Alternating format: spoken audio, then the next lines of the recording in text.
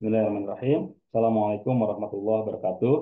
Alhamdulillahirabbil alamin. Allahumma shalli wa sallim ala Muhammadin. Asyhadu an la ilaha illallah wahdahu la syarikalah wa asyhadu anna Muhammadan abduhu wa rasuluh alladzi la nabiyya ba'dah. Rabbi shrah li sadri wa yassir li amri wa hlul 'uqdatam min lisani yafqahu qawli. Amma ba'du. Alhamdulillah Bapak Ibu yang dirahmati oleh Allah, rekan-rekan di room TikTok dan di room Zoom. Mudah-mudahan pada kesempatan malam hari ini pertemuan kita mendapatkan ridho dari Allah, mendapatkan berkah dari Allah, sehingga pertemuan kita senantiasa menjadi pertemuan yang mengantarkan kita ke dalam surganya Allah.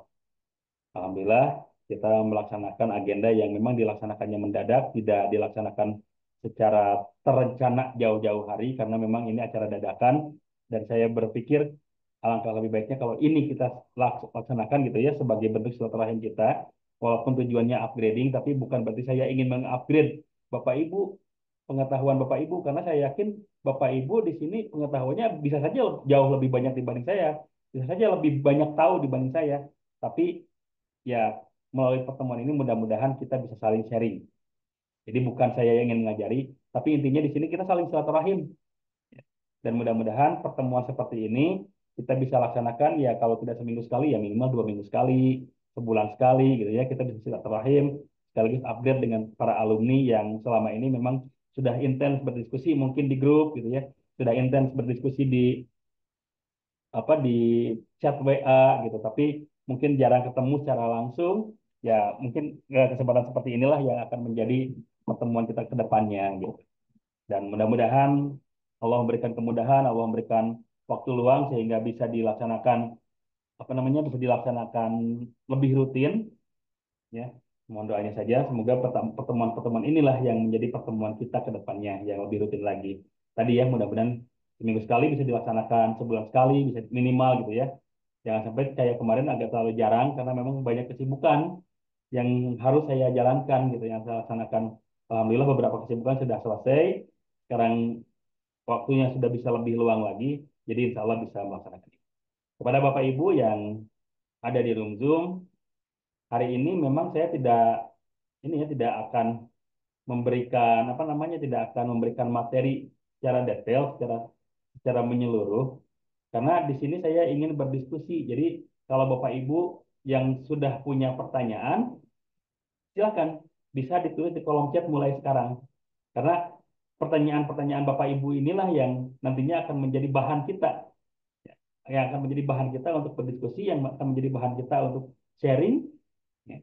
Dan kalau memang pertanyaan Bapak Ibu ini mewakili yang lainnya, insya Allah akan kita bahas lebih panjang, lebih detail. Tapi kalau mungkin pertanyaan-pertanyaan umum, ya mungkin dijawab secukupnya saja. Karena saya yakin di sini sudah banyak yang akan bertanya gitu.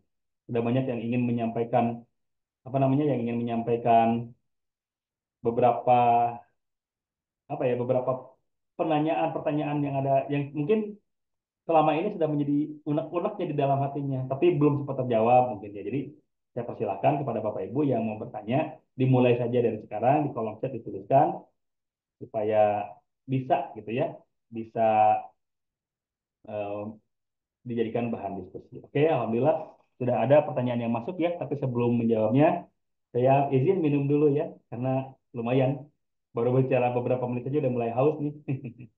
Ya, izin ya minum dulu ya.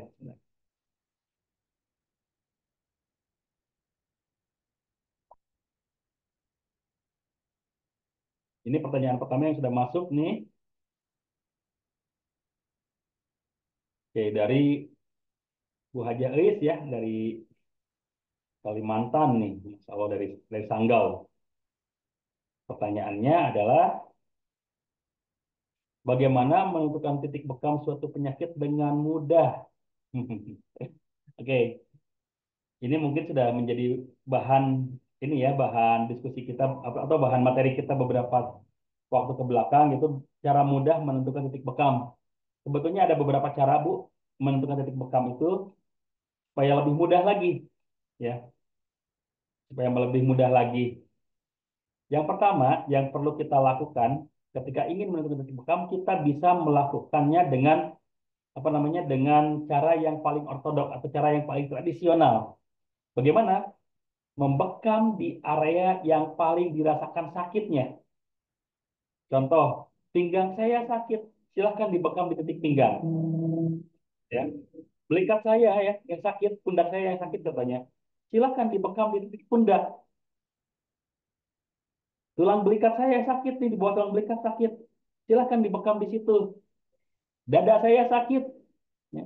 Dada saya sakit, ingin dibekam di situ, silahkan bekam di situ. Itu cara yang paling ortodoks, cara yang paling sederhana, di mana para pembekam-pembekam di zaman sebelum Rasulullah gitu ya, pada pembekam-pembekam di zaman Mesir kuno, pembekam-pembekam di zaman Cina kuno, pembekam-pembekam di zaman apa namanya Babilonia kuno, itu melakukan pembekaman seperti itu. Di mana yang sakit, disitulah yang dibekam gitu. Itu yang paling mudah, Bu. Tapi efektivitasnya memang tidak sebaik kalau kita melakukan pembekaman secara anatomi. Nah, untuk membekam secara anatomi memang perlu diagnosa yang lebih detail, perlu diagnosa yang lebih khusus.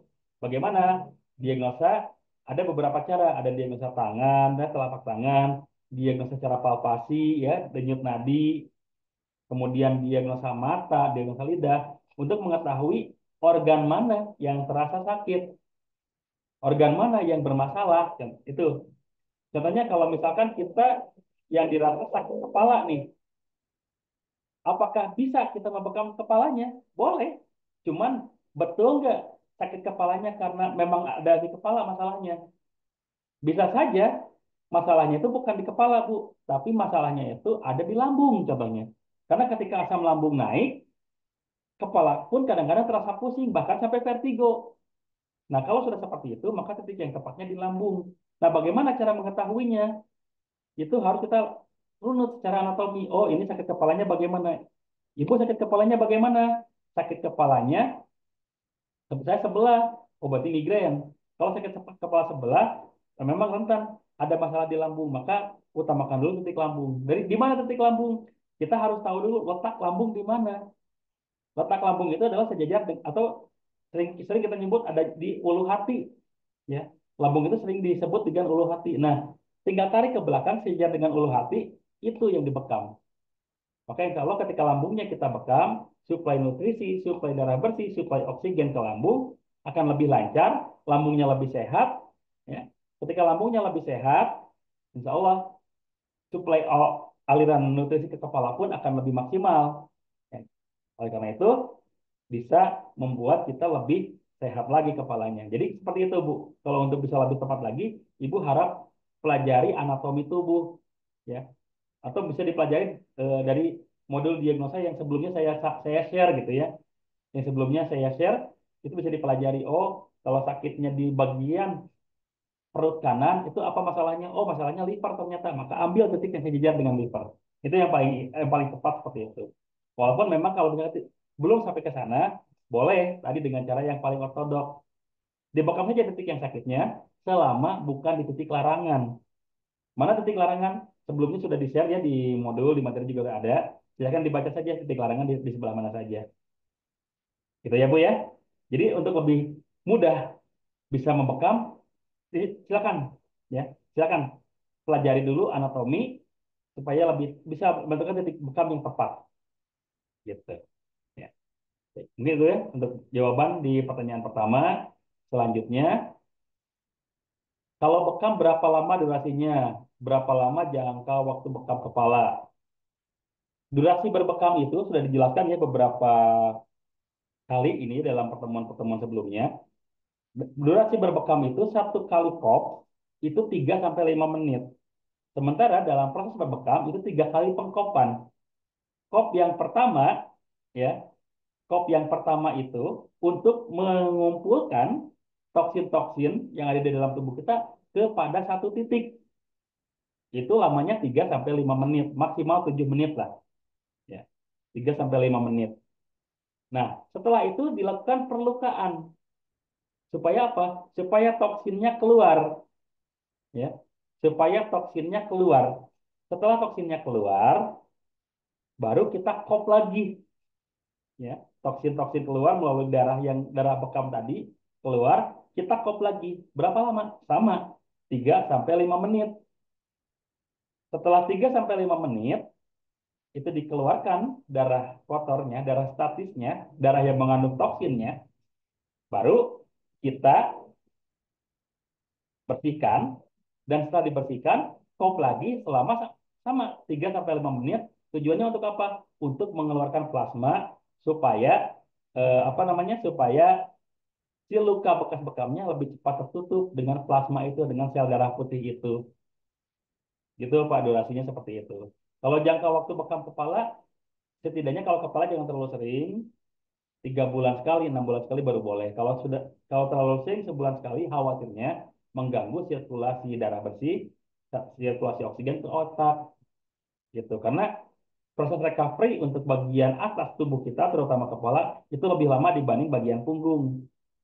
Makanya eh, supaya tidak supaya tidak mengganggu kinerja otak, sebaiknya pembekaman di kepala jangan terlalu sering, cukup 3 bulan sekali atau 6 bulan sekali.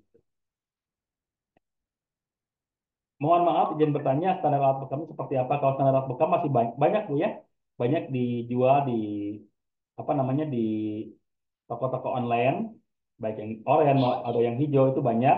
Silakan dicek saja alat bekam yang standar seperti apa. Atau kalau mau lihat di modul yang kemarin di share, itu ada alat bekam juga seperti apa standarnya. Ya. Karena kalau dijelaskan agak susah, harus diperlihatkan gambar kalau seperti ini ya, gitu ya. Perbedaan diabetes tipe 1 dan tipe 2 apa ya penanganannya? Ya, tipe diabetes itu sebetulnya hanya untuk membedakan saja, hanya untuk membedakan tingkat kadar gula di dalam tubuhnya. Kalau memang sudah terlalu tinggi, otomatis masuk ke tipe-tipe yang lebih yang lebih tinggi gitu. Dan penanganannya seperti apa? Kalau selama masih tingkat kadar gulanya masih di bawah 400, masih di bawah 500, itu boleh dibekam, Bu. Tapi kalau sudah lebih dari itu sebaiknya jangan dibekam. Karena kalau dibekam bisa lukanya menjadi lama sembuhnya. Jadi pembekaman untuk diabetes itu, kalau misalkan masih di bawah 400, silakan dibekam, apalagi masih di bawah 300, masih aman dibekam. Tapi kalau sudah di atas 500, itu sebaiknya jangan dibekam. Kalau di bawah 300 dibekam, insya Allah kadar gulanya akan turun, dengan catatan jangan membekam di titik yang jauh dari jantung. Seperti tangan dan kaki, kalau dibekam penderita diabetes itu akan lama sembuhnya. Karena penderita diabetes itu masa jenis darahnya berat, sehingga begitu untuk nyampe ke bagian yang jauh dari jantung itu lama. Nanti akan lebih mudah diberikan kena penyakit, dihinggapi virus, bakteri dan sebagainya, sehingga lukanya membusuk. Nah, itulah kenapa pembekaman di area yang jauh dari jantung itu jangan dilakukan kepada penderita diabetes. Itu ya. Oke. Bagaimana antisipasi jika pasien mempunyai penyakit menular HIV atau lainnya? Apa yang dilakukan dari mulai awal sebelum berbekam? Ini enak Pak, kalau sudah tahu ya, kalau sudah tahu bahwa pasien ini memiliki penyakit menular, ya, sudah tahu enak. Maka untuk antisipasinya, pasien tersebut harus punya alat bekam sendiri.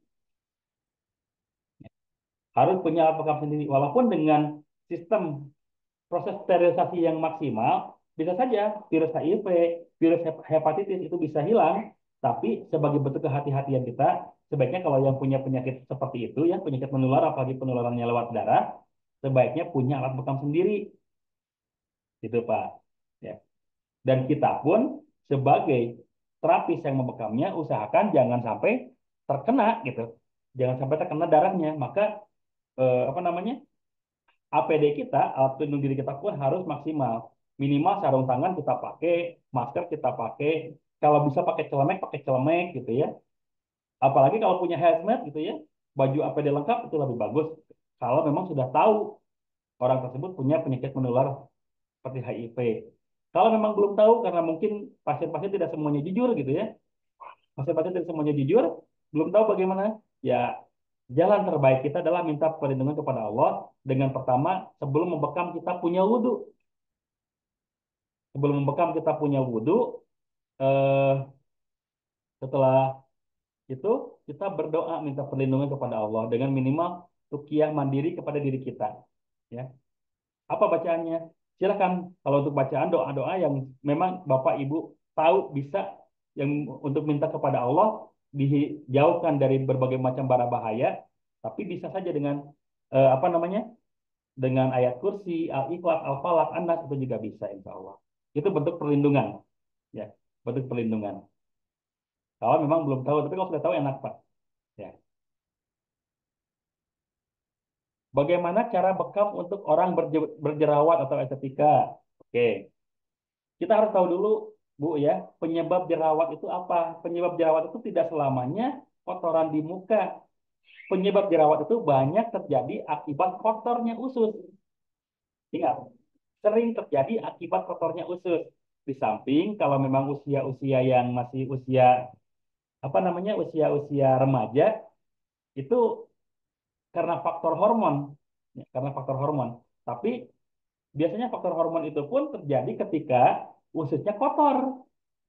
Nah, makanya untuk pembekaman orang yang berjerawat, jangan langsung fokus ke wajah, perbaiki dulu ususnya. Bagaimana? Ya otomatis bekam di titik yang berhubungan dengan usus. Mana? Ya, kalau ini perut kita sebagai tempatnya usus, tarik ke belakang, ya, tarik ke belakang. Tarik ke belakang, oh ini sejajar dengan usus, bekam di situ untuk apa? Untuk melancarkan sirkulasi darah, sirkulasi oksigen ke usus, sehingga ususnya menjadi lebih bersih. Plus, kasih herbal-herbal atau buah-buahan yang sifatnya pencahar, supaya ususnya bersih. Karena untuk orang yang berjerawat, ketika ususnya bersih, insya Allah jerawatnya pun akan berkurang. Itu yang pertama. Yang kedua, untuk pembekaman estetika, boleh dibekam di wajah. Ada beberapa titik di wajah seperti di dahi, ya, di hama, di pelipis, di dagu, di tulang pipi, itu memang titik-titik untuk kecantikan. Tapi selama di situ apa banyak jerawat-jerawat yang belum matang, jangan dilakukan intervensi. Makanya tadi pertama kali khususnya dulu kita perbaiki. Nah, setelah khususnya diperbaiki, jerawatnya mungkin sudah mulai apa namanya sudah tidak terlalu apa ya, tidak terlalu liar jerawatnya, boleh dibekam di sini di dahi, di tulang pipi, di pelipis, di dagu. Tidak harus semuanya, silakan dipilih saja yang mana yang lebih enak. Dan cara membekamnya tidak seperti tadi. Kalau yang di punggung itu 3 sampai 5 menit, 3 sampai 5 menit. Kalau yang di wajah mungkin beberapa detik cabut, lap dulu darahnya, kop lagi beberapa detik cabut, lap lagi darahnya. Supaya apa? Supaya tidak ada bekas, Bu. Soalnya kan tujuannya untuk bekam estetika, bekam kecantikan. Kalau ada bekasnya banyak, banyak bentol-bentol merah gitu ya, bukan lagi cantik kelihatannya, malah kayak badut gitu. Ya. Makanya untuk pembekaman di wajah itu cukup tadi, kalau misalkan di pipi, misalnya tulang pipi, sedot, jangan nunggu sampai 1 menit, lepas, keluarkan darahnya, sedot lagi, lepas, keluarkan darahnya, sedot lagi, keluarkan darahnya sampai habis itu ya, sampai habis darah kotornya. Tapi dalam proses penghisapannya jangan terlalu lama. Jangan terlalu lama seperti di punggung. Kalau terlalu lama seperti di punggung, tadi bukannya nambah cantik, nanti malah nambah kelihatan seperti badut, itu banyak bekas-bekasnya gitu. Gitu ya. Jantung sakit bisa dibekam di area jantung. Ya, kalau jantungnya yang sakit boleh dibekam di area jantung, Bu. Kalau emang jantungnya yang sakit, ya sudah ketahuan ini jantung yang sakit. Oke, silahkan bekam di titik jantung saja. Gitu. Titik umum mungkin atau titik lainnya di area kepala berapa kali baiknya dibekam. Penderita stroke boleh dibekam kepala sebulan sekali. Oke, sama ya. Titik umum mungkin, titik koma 2, pelipis, hama, itu sebaiknya jangan dibekam sebulan sekali. Jangan dibekam terlalu sering. Tapi kalau untuk penderita stroke misalkan gitu ya, supaya lebih cepat recovery sarafnya, pembekamannya boleh 2 minggu sekali, tapi titiknya berbeda. Atau sebulan sekali, tapi titiknya berbeda. Contoh, bulan pertama di umum muhid. Nah, bulan berikutnya jangan di umum muhid lagi, boleh di koma 2. Bulan berikutnya baru di pelipis. Ya, bulan berikutnya baru boleh balik ke umum muhid. Gitu. Ya, trik untuk membekam di kepala untuk penderita stroke gitu, seperti itu ya. Jadi jangan jangan langsung semuanya juga gitu. Khawatir malah nanti suplai darah recovery-nya lama gitu. Bahkan tidak maksimal akhirnya kalau recovery-nya terlalu lama tidak maksimal. Gitu ya. Jadi seperti itu triknya, Bu. Oke.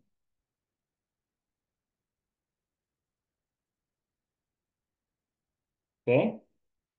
Untuk asam urat titik terbaiknya di mana? Oke, pertama gini.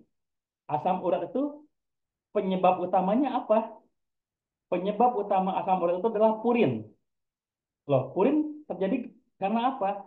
Purin terjadi karena ginjal kita tidak bisa menyaring cairan secara maksimal.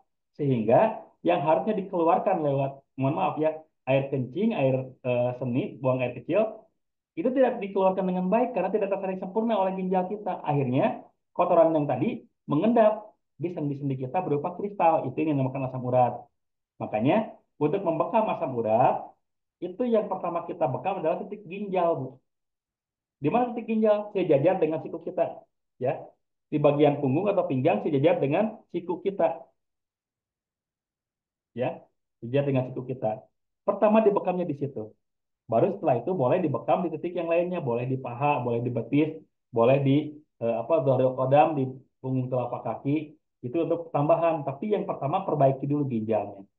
Plus karena tadi ya banyaknya purin yang mengkristal mengendap di sendi-sendi besar, maka disarankan juga mengkonsumsi herbal yang sifatnya pencahar.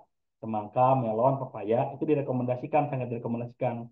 Karena ketika penderita asam urat itu sudah banyak BAB-nya, bahkan atau BAK-nya gitu ya, BAK BAB-nya sudah banyak, biasanya kadar purinnya menurun. Gitu Bu ya. Mudah-mudahan bisa menjawab.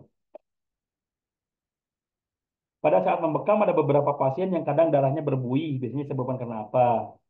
Berbuih ada beberapa faktor, Bu. Yang pertama, kopnya terdapat lubang udara, mungkin retakan atau mungkin ada udara di sela-sela apa namanya? Sela-sela kulit yang di kop gitu. Jadi sela kulitnya ada yang ngelipat, mungkinnya ada sela udara masuk, itu mengakibatkan kop berbuih, darahnya berbuih gitu di dalam kop. Itu yang pertama dan itu yang paling sering terjadi. Itu yang paling sering terjadi. Jadi adanya udara masuk ke dalam kop sehingga darahnya berbuih. Yang kedua, kadar angin di dalam tubuh pasien memang sedang banyak sehingga ketika di kop itu bisa mengeluarkan kadar angin yang berlebihan. Jadi terjadi banyak buihnya. Ya, itu Bu. Yang ketiga memang ini tapi sangat jarang sekali. Yang ketiga biasanya ada faktor gangguan non medis, gangguan jin, gangguan sihir karena jin itu terbuat dari api, darah terbuat dari air, ketika dikeluarkan bisa terjadi pergolakan. Tapi itu sangat jarang sekali dan jangan sampai dijadikan patokan utama karena bisa sangat mungkin itu terjadi salah. Tapi walaupun itu sangat mungkin, tapi saran saya jangan dijadikan patokan utama. Lebih baik yang tadi aja yang dua. Kalau memang terjadi berbuih, coba di kopnya ditambah di pinggirnya itu minyak zaitunnya ditambah di pinggir kopnya supaya udara tidak masuk terhalang oleh minyak zaitun yang ada di pinggir-pinggir kopnya. Gitu ya. Pasien saya asam urat 12, tapi ginjal hasilnya bagus. Saya baca hasilnya juga normal, bagus. Terus saya bingung penyebab bakteri bengkaknya dari apa. Kolesterol agak tinggi, kemarin obat itu banyak banget. Kaki ada korengnya, sekitar koreng menghitam kayak gula, tapi hasil lab gula normal. Ternyata fokus ambil mana yang mana saya sedang ditanya katanya tidak ada keluhan saat datang ke dokter saya. Oke, penyebab kaki bengkak memang tidak selamanya asam urat, Bu. Walaupun asam uratnya ada 12 ya, udah 12 itu memang jadi ini jadi patokan utama juga. Tapi tidak selamanya kaki bengkak itu akibat asam urat. Jantung bermasalah pun bisa mengakibatkan kaki bengkak. Ya, jantung bermasalah pun itu bisa mengakibatkan kaki bengkak. Makanya coba ibu tanya, apalagi tadi ada riwayat kolesterolnya tinggi, itu sangat mungkin jantungnya bermasalah, Bu. Ya. Karena ketika kolesterol tinggi, otomatis pembuluh darahnya itu tersumbat oleh lemak. Ya, kolesterol itu kan lemak darah ya. Kolesterol itu lemak darah. Makanya sangat mungkin si pembuluh darah jantungnya itu tersumbat oleh lemak. Makanya bisa saja itu adalah masalah pada jantung. Maka kalau memang asam urat apa ginjalnya bagus, kita ambil pertama titik untuk asam uratnya. Selain ginjal, kaki ya tadi boleh dibekam, di pahanya, di betisnya, di zohriel kodamnya. Kemudian coba titik jantungnya juga. Khawatirnya jantungnya ada masalah akibat adanya komplikasi kolesterol. Di mana titik jantung? Jantung kan di dada kiri ya. Jantung di dada kiri. Maka tarik ke belakang sejajar dengan itu bekam di situ, Bu. Ya. Oke, terima kasih kepada Dean yang sudah menyukai live saya di TikTok ya. Terima kasih. Mudah-mudahan bisa menjadi apa support bagi kami untuk bisa terus melaksanakan live seperti ini. Terima kasih kepada Dean. Nah, itu Bu ya jawaban dari saya tadi ya tentang kaki bengkak. Jadi kaki bengkak itu tidak selamanya akibat asam urat. Jantung pun ketika bermasalah bisa mengakibatkan kaki bengkak. Kalau yang dirasa sakit bagian lutut atau siku, titik bekamnya di mana? Ingat, sendi besar itu, terutama sendi besar ya, jangan dibekam. Kenapa? Karena sendi besar itu adalah tempatnya cairan sinovial, tempatnya cairan pelumas sendi. Kalau dibekam di situ, itu bisa mengakibatkan cairan sinovialnya ikut terambil, lama-lama kering, sehingga bagian sendi kita tidak bisa digerakkan. Ya. Tapi saya kemarin membekam di titik itu aman kok. Ya, membekam di area sendi memang tidak terasa saat itu, tapi efeknya jangka panjang. Mungkin beberapa tahun kemudian baru terasa karena si cairan sinovial itu tersisapnya tidak sekaligus habis. Mungkin sedikit, sedikit, sedikit, sedikit lama-lama habis, ya sudah kalau sudah habis, masalah. Jadi jangan dibekam di titik sendinya, ya.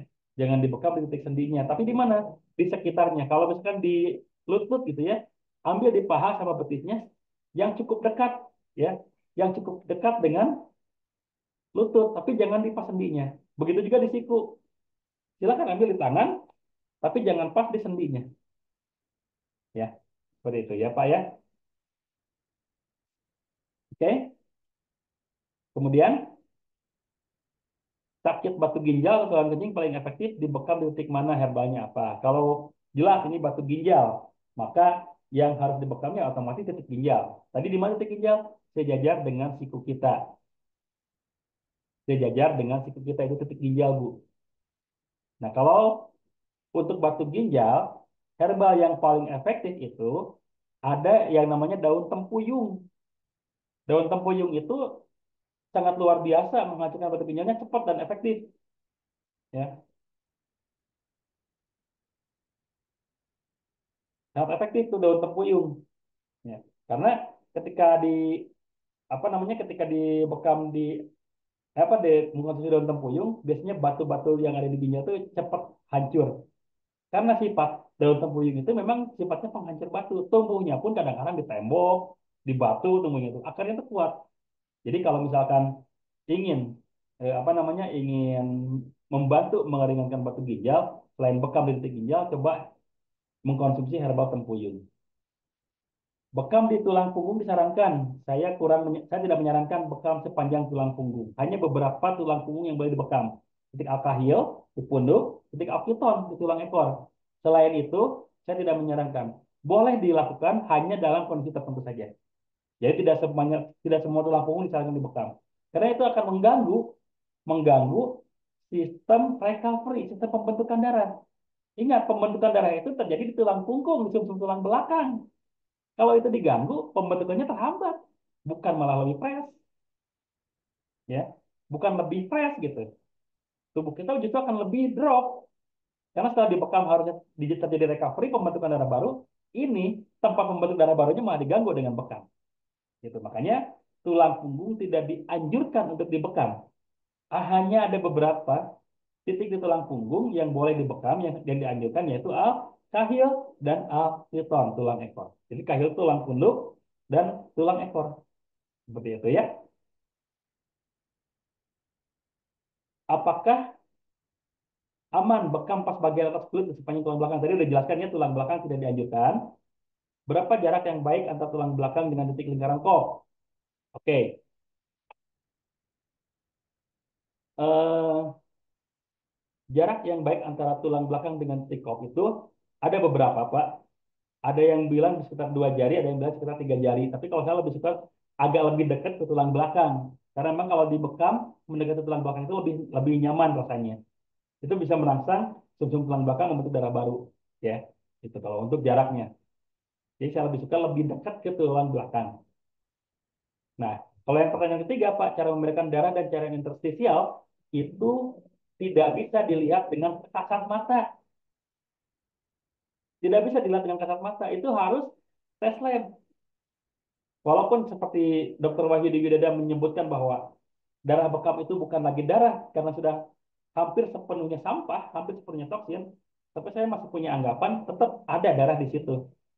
Ya, ada darah di situ. Jadi kalau untuk membedakan darah antara itu darah dengan cairan interstisial, itu memang perlu tes lab, tidak bisa dilihat dengan kasat mata. Begitu, Pak.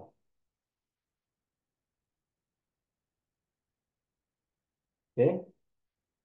Untuk diabetes di mana? Nah, tadi ya, untuk diabetes, kalau masih di bawah 300 silakan bekam, tapi kalau lebih dari 400, lebih dari 500 jangan dibekam. Nah, kalaupun mau dibekam, tadi di bawah 300 ya, kalau mau dibekam, eh, apa namanya? Kalau mau dibekam, silakan dibekam titik yang berhubungan dengan pankreasnya saja dan jantungnya saja. Tidak perlu dengan titik yang lain, apalagi titik yang jauh dari jantung seperti tangan dan kaki, gitu ya. Seperti tangan dan kaki, jangan dibekam di situ. Ya, jadi dijelaskan ya. Sering sesak napas berkembung di mana yang dibekamnya herbal dan herbal yang dikonsumsi. Ini sebetulnya ada di modul ya. Sesak napas yang berkembung itu ada masalah pada lambung, Bu. Ya. Ada lambung, maka titik bekamnya berhubungan dengan lambung dan herbal yang perlu dikonsumsi sudah di-share di modul kemarin. Itu boleh mengkonsumsi kunyit. Kunyit itu sangat bagus untuk masalah lambung, yang GERD, gastritis ya, luka pada dinding lambung. Itu ketika diberikan kunyit itu bisa seperti betadin menyembuhkan luka gitu. Betadin menyembuhkan luka pada dinding lambung, maka lama-lama sembuh walaupun awalnya agak perih gitu ya. Izin bertanya, faktor apa yang menyebabkan terkadang darah bekam keluar banyak, kemudian sebulan kemudian dilakukan pembekaman lagi, darah bekamnya keluar sedikit. Nah, kalau ini Bu, saya jawabnya harus minum dulu. Bentar Bu ya.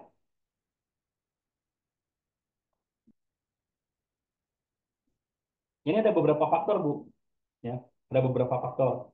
Karena kan orangnya sama, tapi kondisinya berbeda. Bulan ini darahnya banyak, bulan ini kok darahnya sedikit gitu.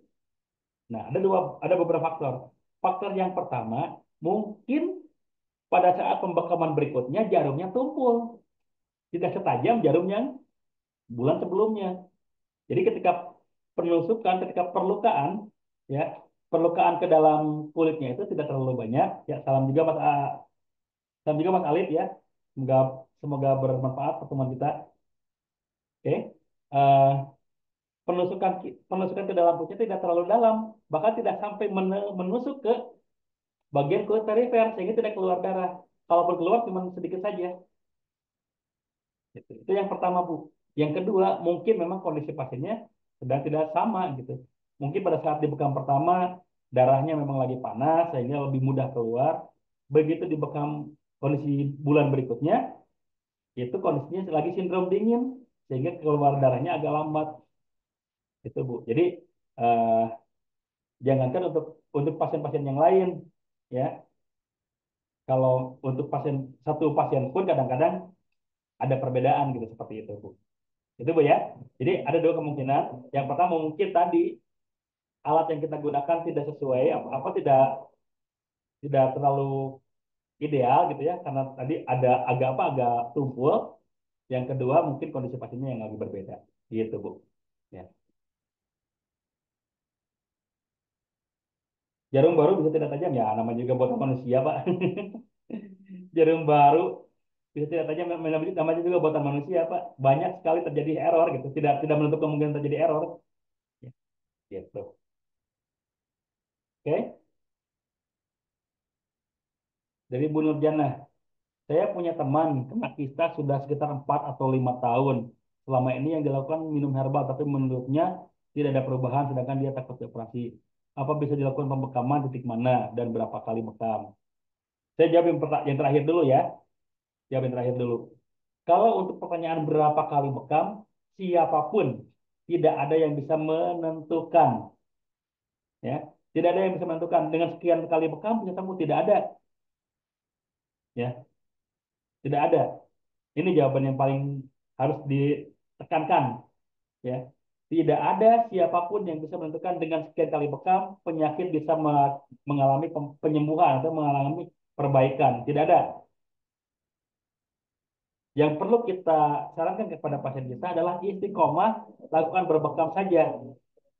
Mudah-mudahan dengan istiqomahnya itu, eh, dengan istiqomahnya itu bisa membuat pasien lebih ikhlas dan ketika ikhlas insya Allah ya setelah keikhlasannya di titik tertinggi keikhlasannya itu akan lebih mudah proses penyembuhannya. Itu yang pertama ya.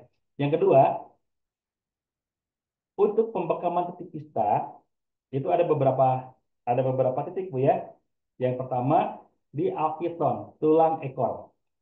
Tulang ekor itu sangat efektif untuk masalah pada sistem reproduksi. Kalau laki-laki masalah pada kejantanannya, kalau perempuan masalah pada kesuburannya. Kesuburan perempuan otomatis di rahim. Maka titik pembekaman pada alkiton itu sangat efektif untuk menguatkan rahim. Jika kalaupun ada kista, ada miom pada rahim, insya Allah bisa dibantu dengan pembekaman di titik itu. Pertama alkiton. Yang kedua titik alwarik. Mana alwarik? Alwarik itu di pinggul, ya. Mohon maaf pantat di pinggirnya. Pinggul kan kalau kita joget-joget suka banyak yang goyang pinggul gitu ya. Nah itu dibekam di titik itu. Tapi bukan di bagian mohon maaf pantat yang menonjol ke belakang bukan, tapi di pinggirnya, ya. Jadi dibekamnya di situ. Eh, Plus kalaupun mau di depannya juga boleh. Kita tiga jari pinggirnya pusar, tiga jari sekitar kiri kanan pusar. Ya, oke. Itu Bu ya, Bu Nurjana ya. Jadi itu jawabannya tadi ya. Boleh tidak membekam bagian kepala sekaligus dengan seluruh tubuh?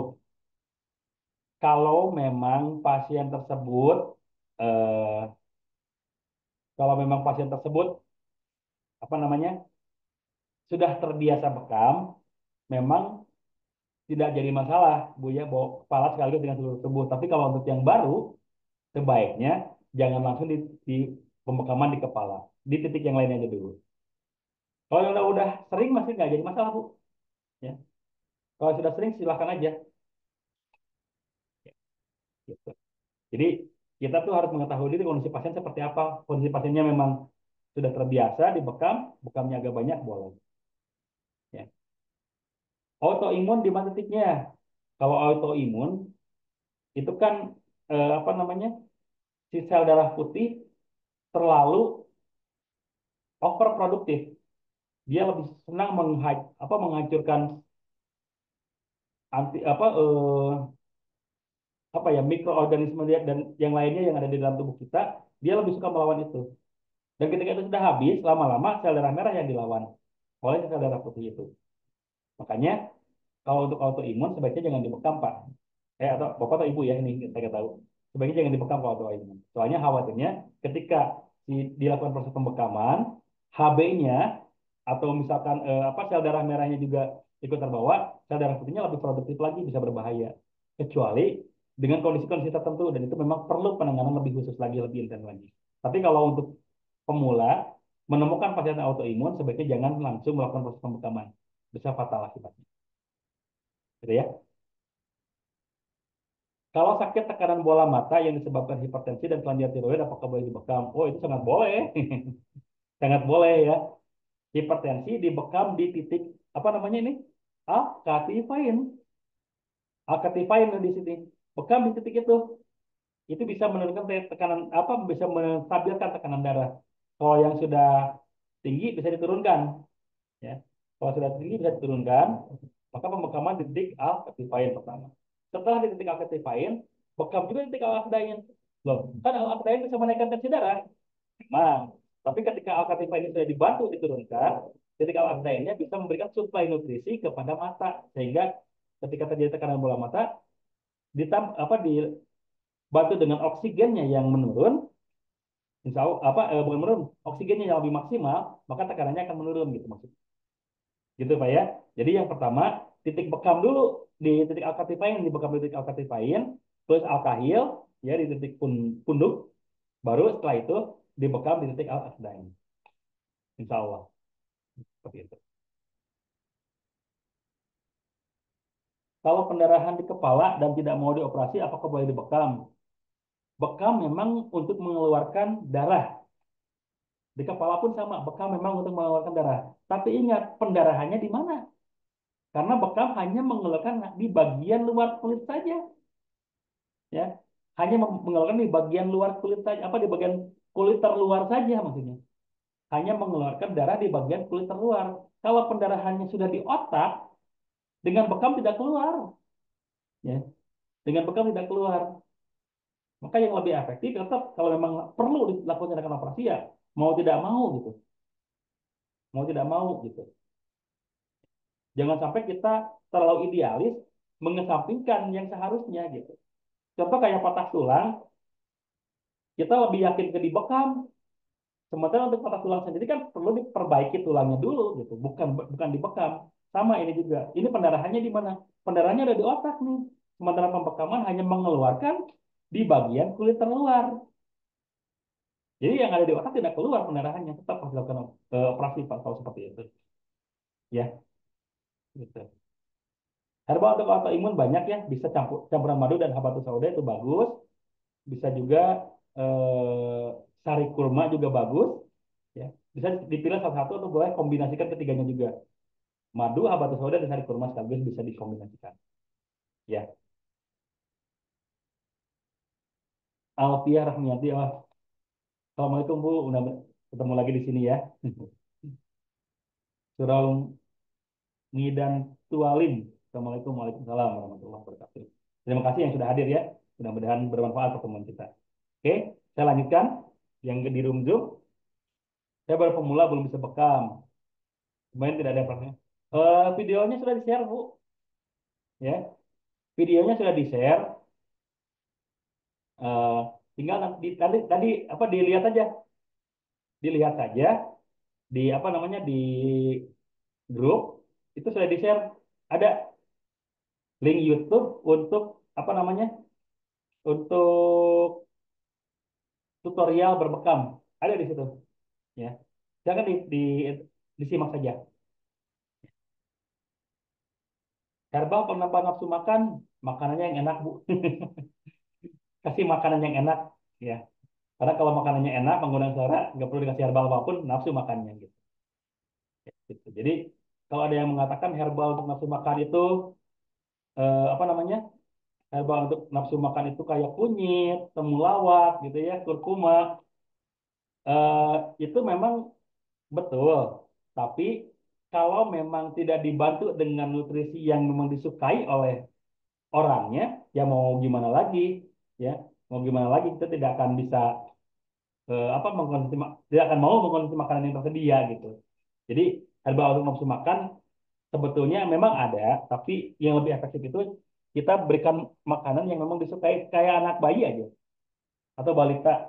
Balita yang susah makan itu jangan dikasih suplai suplai suplai yang membuat nafsu makan, jangan. Kita kasih makanan yang dia sukai dengan catatan makanan sehat. Kadang-kadang kita membuat makanan bayi kan asal gitu, nggak kita rasain rasanya seperti apa gitu. Sementara bayi juga punya lidah, balita juga punya lidah yang memang mungkin sudah memiliki kesukaan tersendiri, ya, gitu ya. Diagnosa yang paling penting sebelum bekam banyak. Minimal tensi darah itu penting. Kalau kita membekam tidak melakukan tensi darah dulu bahaya. Darahnya yang sudah terlalu tinggi kita bekam malah makin naik kan bahaya. Darah yang sudah sangat rendah kita bekam semakin rendah itu pun bahaya. Kemudian diagnosa telapak tangan, diagnosa lidah itu banyak yang perlu kita lakukan ya. Kulit bekam mengeluarkan seperti embun ya itu macam-macam Bu. Angin juga bisa, udara yang masuk lewat kop juga bisa, macam-macam ya. Gitu. Oke. Kalau di, oh ini sama di pertanyaan ini. Kalau di bekam keluar uap itu tandanya apa gitu ya? Eh,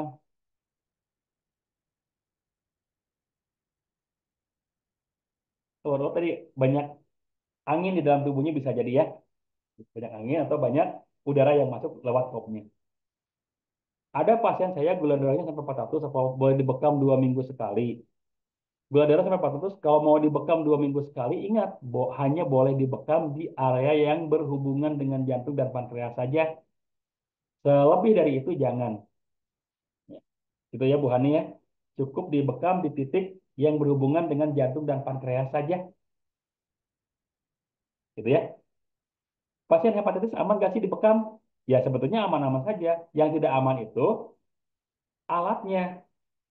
Kalau alatnya digunakan kepada pasien yang lain, sementara sistem proses sterilisasinya tidak maksimal, nah itu yang berbahaya.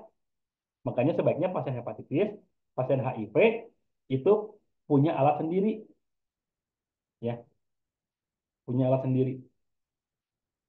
Embunnya di kulit pasca cupping, oh itu bukan embun, Pak, itu namanya blister. Itu terlalu lama, sama terlalu kenceng pembekaman pengkopannya biasanya, ya,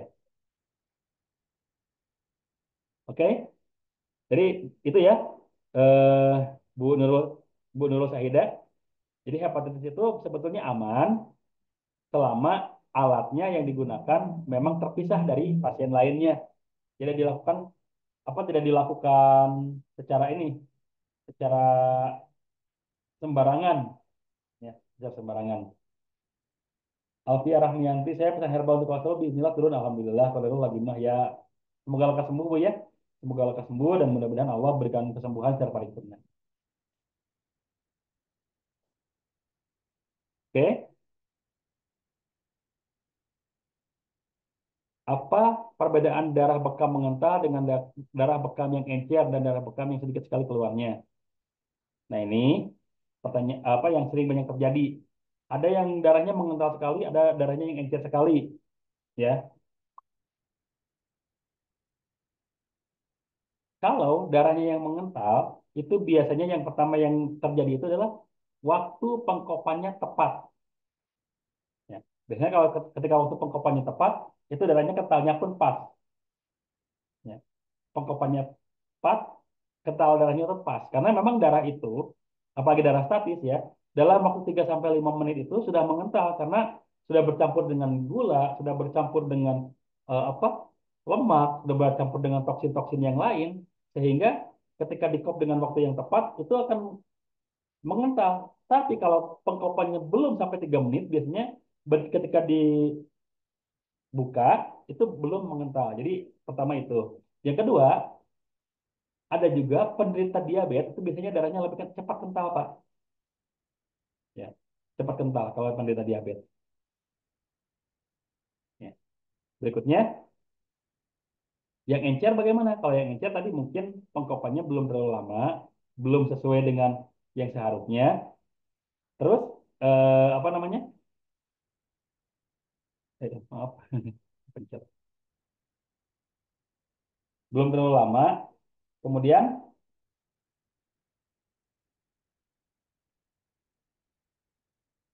bentar ya. Oke. Kemudian mungkin pasien tersebut sedang mengkonsumsi pengencer darah, Pak. Biasanya untuk orang-orang yang terkena kolesterol, terkena darah tinggi, itu biasanya direkomendasikan oleh dokter itu mengkonsumsi pengencer darah. Makanya kalau yang ketika dibekam sudah cukup waktunya tapi masih encer, coba Bapak tanyakan sedang mengkonsumsi pengencer darah atau tidak, gitu ya. Nah, kalau masalah sedikit atau banyaknya tadi saya dijelaskan, Pak ya. Sedikit atau banyaknya keluar darah itu sudah dijelaskan dari tadi. Jadi kalau yang mengental sama yang encer bisa bisa jadi tadi dari waktunya memang kurang tepat, kurang pas. Ya, gitu. Ini ada pertanyaan lagi di room TikTok. Kalau sakit pinggang titik bekamnya di mana ya?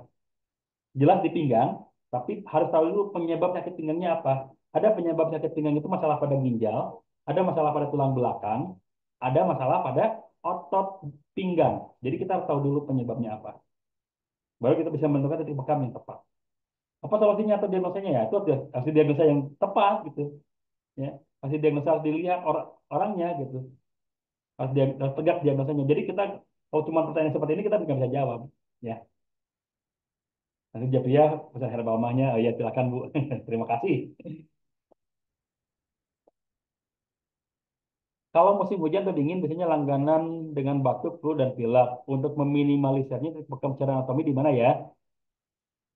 Flu, batuk, pilek, itu memang apa namanya? yang sering terjadi ketika suhu dingin. Karena paru-paru ketika suhu dingin itu bekerja lebih kencang untuk mensuplai oksigen ke bagian tubuh yang lain. Ya, kan ketika dingin itu hipotermi. Hipotermi itu kan sebetulnya demam, tapi demam bukan karena suhunya yang tinggi, tapi eh, apa namanya? Karena suhunya justru terlalu rendah itu hipotermi. Kalau yang demam yang suhunya tinggi itu kan hipertermia ya, tapi ini hipotermia. Oke. Cara meminimalisirnya maka perbaiki paru-paru dan lambungnya, gitu Pak. Perbaiki paru-paru dan lambungnya. Kalau titik bekamnya otomatis titik bekam paru-paru dan titik bekam lambung. Dan disarankan juga mengkonsumsi herbal-herbal yang baik untuk paru-paru dan lambung, ya. Apa? Seperti kunyit, jahe, kencur, temulawak itu bagus untuk apa namanya? Untuk eh, meminimalisir terjadinya flu dan batuk dan pilek. Dan boleh juga kita mengkonsumsi madu hangat setiap pagi dan setiap malam. Ya, itu insya Allah juga meminimalisir itu ya. Jadi tipe bekamnya tadi di titik yang berhubungan dengan paru dan lambung, Pak. Ya. Bagaimana cara tahu pasien HIV atau hepatitis dan si pasien tidak mau kasih tahu? Ada beberapa diagnosa yang bisa kita lakukan yaitu dengan tes imunitas. Nah, untuk mengetahuinya saya tidak bisa menjelaskan sekarang karena memang itu agak rumit, agak ruwet. Jadi mungkin nanti bisa mengikuti kelasnya supaya bisa lebih jelasnya ya. Itu bisa tahu kapan kelas kami dilakukan, kelas saya dilakukan. Silakan di follow saja akun ini ya, di follow akun ini supaya bisa lebih jelas nanti dalam penjelasannya. Soalnya kalau dijelaskan secara live seperti ini untuk diagnosa HIV atau hepatitis itu agak rumit karena perlu pendalaman anatomi ya, perlu pendalaman anatomi, perlu pendalaman imunitas, perlu pendalaman metabolisme tubuh juga gitu. Karena orang-orang yang kena HIV itu otomatis anatomi, metabolisme dan imunitasnya terganggu. Ya. Dan cara melihat gangguannya memang agak rumit. Tidak bisa dijelaskan secara singkat apalagi cuma waktu beberapa jam seperti ini. Sementara pertanyaan di sini saja ada 50 pertanyaan yang masuk di room Zoom ya. Jadi nanti Bapak kalau mau tahu diagnosa tepatnya bisa mengikuti kelas kami, kelas saya nanti diikuti saja akun ini karena biasanya di-share ya kelas kami. Ya. Mau bertanya, faktor apa yang mempengaruhi darah mendidih atau berbusa pada saat dibekam? Tadi udah jelaskan ya, udah jelaskan tadi darah mendidih itu atau berbuih itu ada beberapa faktor, udara yang paling utama, suhu tubuh, sindrom tubuh juga yang paling utama ya.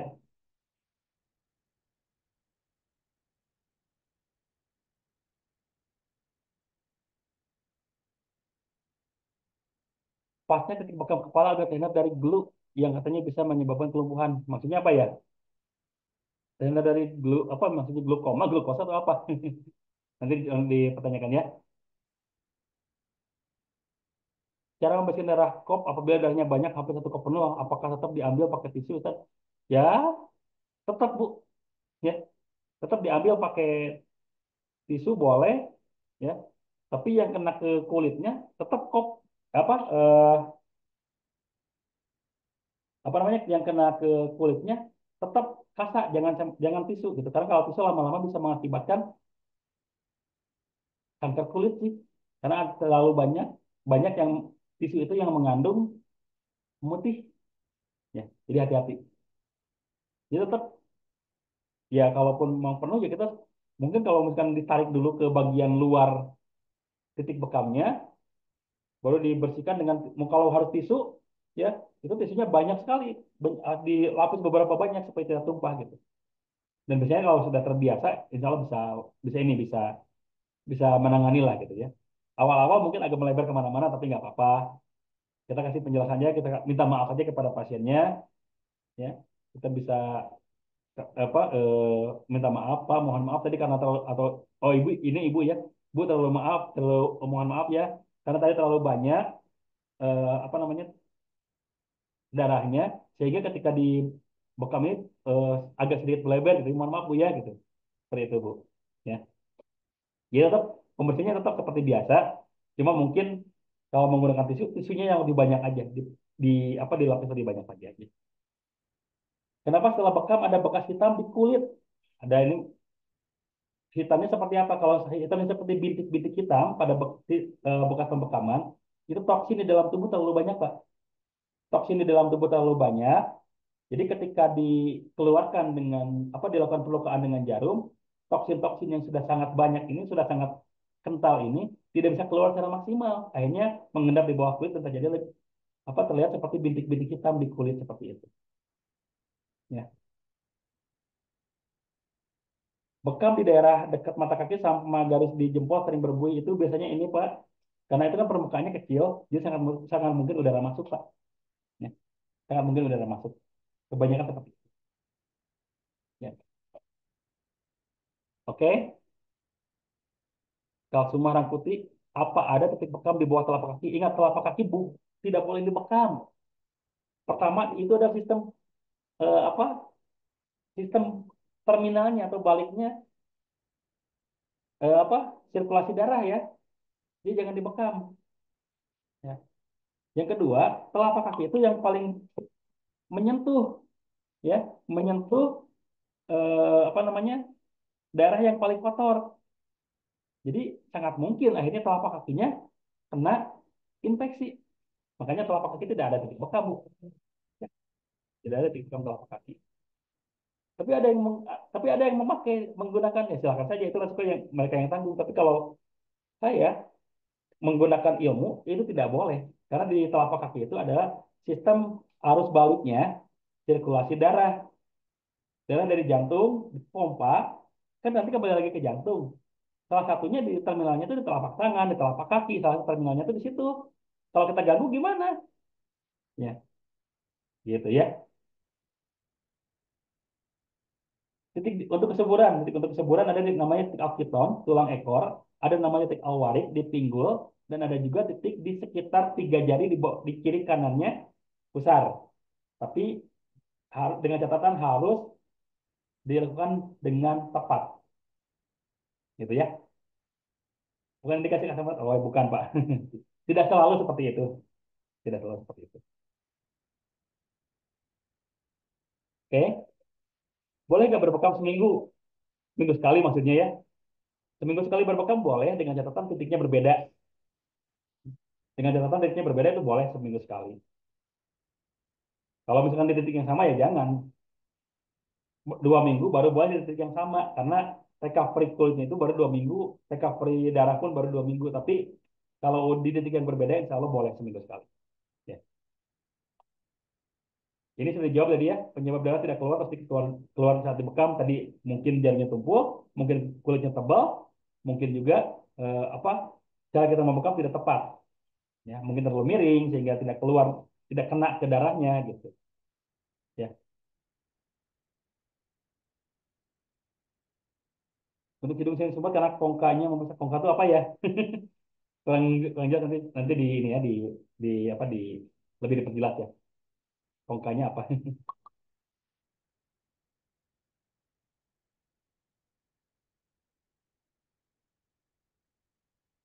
Titik bekam agar bisa gemuk. Tadi ya kalau orang lain itu ingin kurus ini ingin gemuk. Nah, berarti apa yang harus diperbaikinya titik pencernaan. Di mana titik pencernaan ya otomatis pencernaan itu ada di lambung ada di usus. Nah di bekam titik itu Bu supaya apa supaya ketika mencerna ketika mencerna zat-zat yang memang dibutuhkan oleh tubuh itu lebih mudah, lebih mudah apa namanya, lebih mudah diserap oleh tubuh sehingga lebih cepat tercapai nutrisi yang dibutuhkan oleh tubuh kita. Makanya titik bekamnya salah satunya di apa namanya usus dan titik lambung.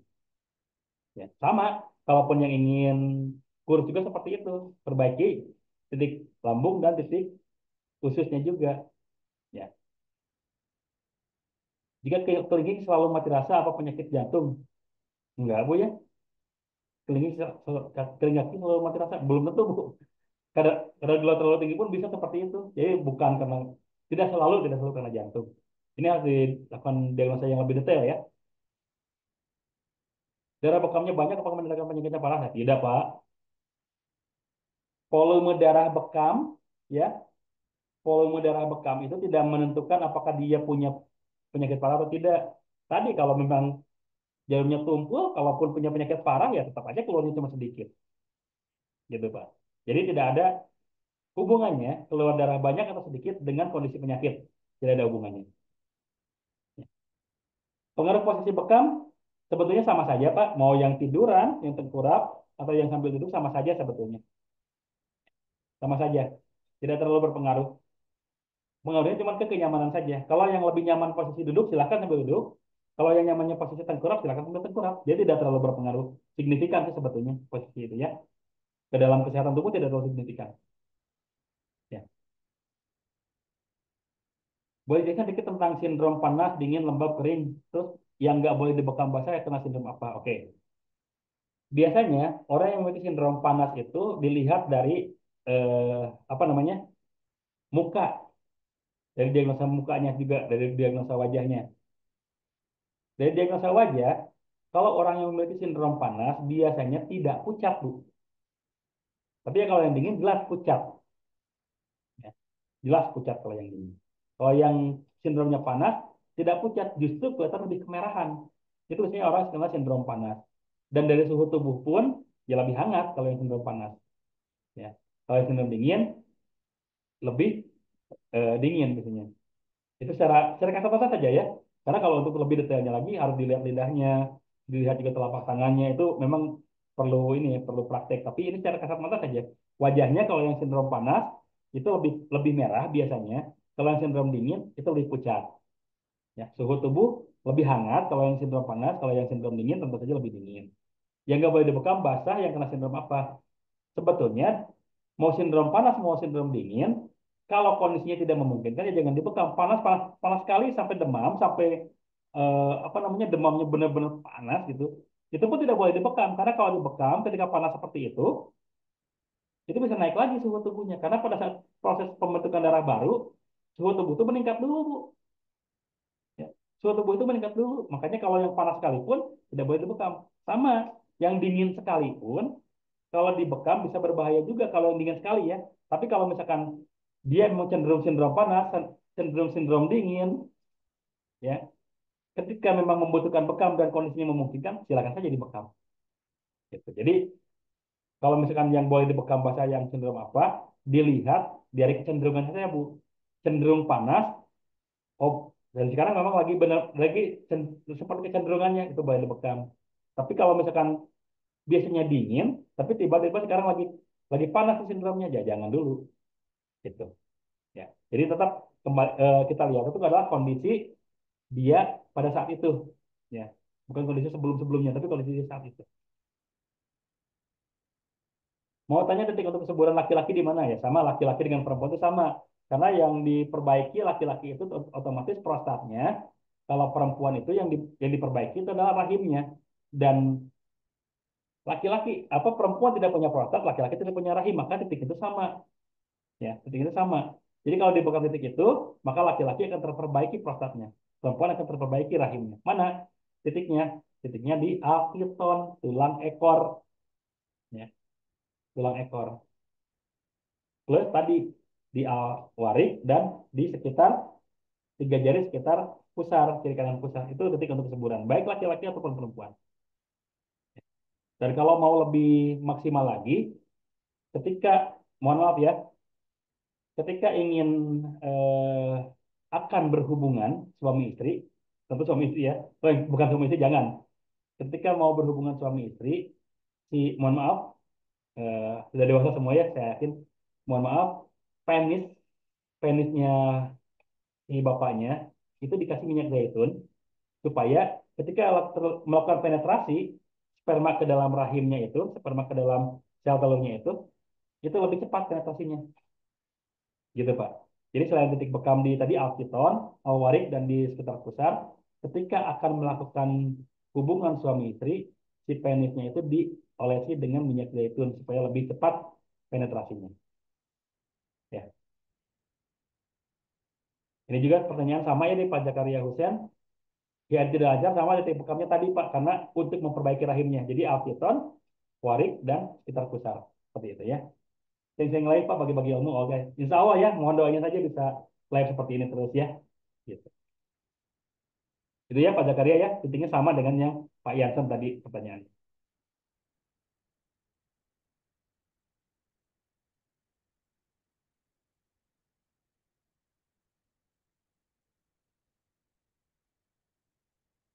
Kalau penyakitnya sudah parah harus dibekam sebulan sekali atau dengan seminggu sekali. Ya dilihat kondisi Pak, dilihat kondisi ya. Eh, Kalau memang sudah parah sekalinya sampai harus diinfus, sampai dia harus diopname, ya jangan dibekam Pak gitu. Bukan sebulan sekali lagi, ini jangan dibekam kalau memang sudah parah sekali gitu ya. Mungkin ada penanganan yang lain gitu ya, harus penanganan yang lain, jangan bukan cuma bekam gitu. Gitu Pak ya. Jadi tetap diperhatikan juga gitu, perhatikan kondisinya seperti apa, separah apa gitu. Kalau kita pusar berarti ya dilakukan Pak yang namanya pembekaman itu yang efektif itu dikeluarkan darahnya. Karena kalau tidak dikeluarkan darahnya itu tidak memberikan stimulus kepada organ tersebut untuk mendapatkan suplai oksigen, suplai nutrisi yang lebih maksimal lagi. Karena seperti cuma dipuyarkan saja, cuma seperti dipijit saja gitu ya. Gitu. Jadi tetap yang namanya bekam itu dilakukan perlukaan. Ada pelatihan bekam ini sudah sering Pak ya pelatihan bekam saya laksanakan ini mungkin yang di room Zoom ini aja sudah pesertanya ke 3 ribuan ya. Silakan dilihat dari sertifikatnya sudah nomor 3.000 sekian ya. Ya sudah sering Pak kami melakukan pelatihan bekam. Kalau mau lebih jelas untuk pelatihan bekam silakan di follow saja akun ini. Nanti di sana ada informasinya ya. Oke. Bolehkah membekam bagian tubuh depan? Ya boleh, Bu. Tadi sudah banyak kan ada bagian tubuh di dada sudah dijelaskan tadi awal, ya. Dijelaskan ya di awal di dada sudah boleh, di sekitar pusar boleh. Berarti ada titik bekam di depan, gitu ya. Di wajah juga ada gitu, Bu. Ibu atau apa nih Trisumadi ini? Ya gitu ya. Apakah herpes bisa dibekam atau pakai obat herbal saja? Herpes boleh dibekam, Pak, tapi bukan di pas ini, eh, bukan di pas herpesnya, ya. Bukan di pas herpesnya, gitu. Di bagian sekitar herpesnya supaya apa? Supaya suplai apa makanan makanan penyakit itu seperti herpes itu virus ya. Makanan virus itu kan salah satunya atau toksin.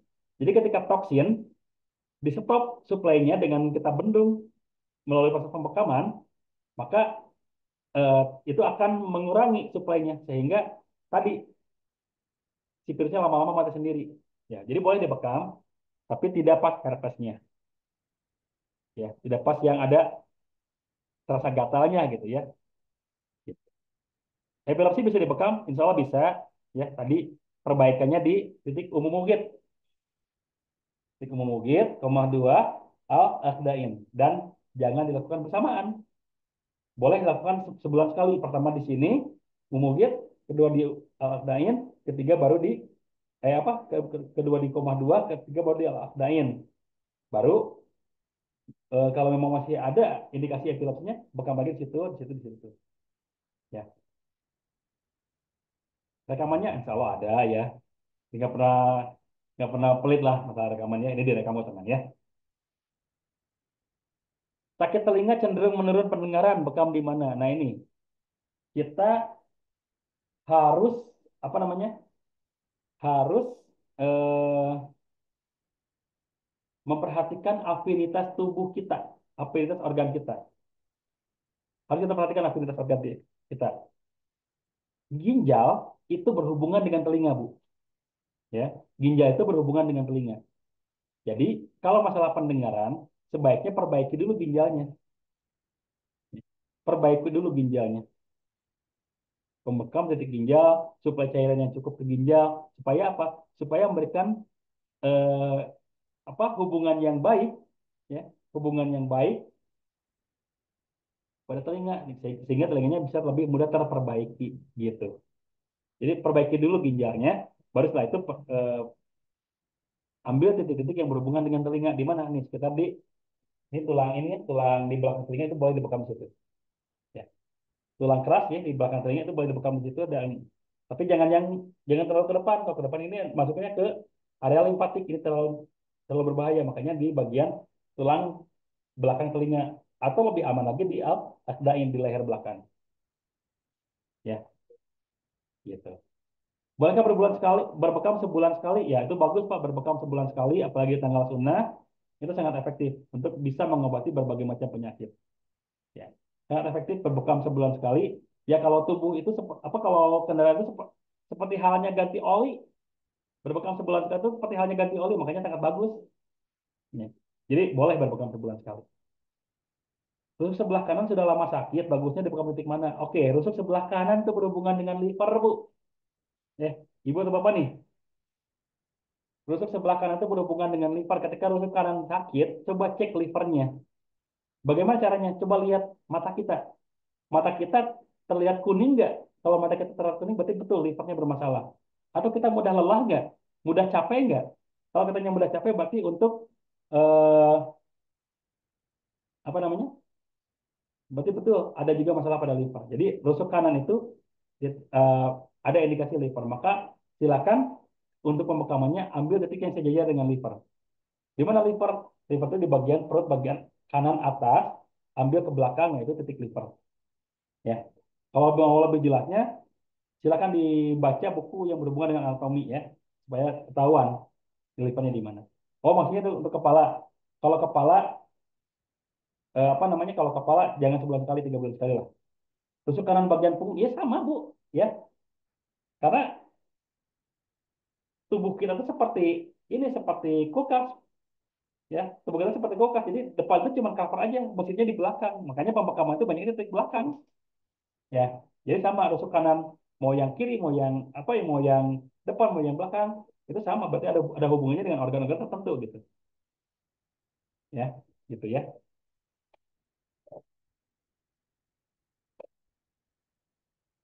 Cara mensterilkan alat bekam, bagaimana cara mensterilkan alat bekam ini sama nih pertanyaannya ya.